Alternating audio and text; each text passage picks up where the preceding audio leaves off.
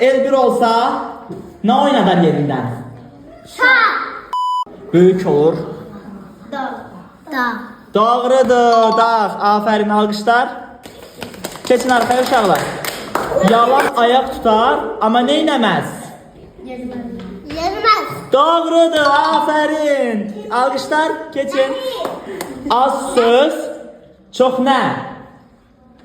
Çok neyini biz? Böyle gedirik. Yok. Gedirik bir iş ayda dedim. İş görüyorum. Aferin iş gördü. Tabii ediyorum. Tebrik ederim seni. Kızıl neylemez? Kızım. Aha. Yürümez. Su içmez. Ha, doğrudur ama başka cür değiller onu. Kızıl neylemez? Yemez. Yürümez. Neylemez? Yürümez. Yok. Yürümez. Demirin üstünde qara şeyler yaranır ya. Ona ne deyirik biz? Hə. Aslan.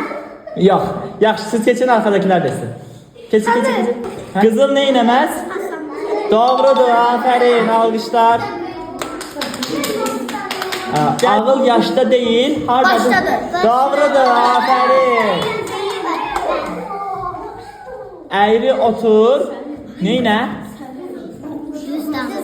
Düz danış, aferin. Keçin uşaqlar arkaya.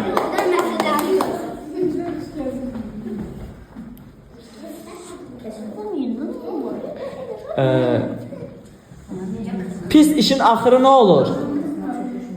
Pis gelir. Hə? Pis gelir. Yok, pis gəlir, doğru. Ama pis işin axırı ne olur?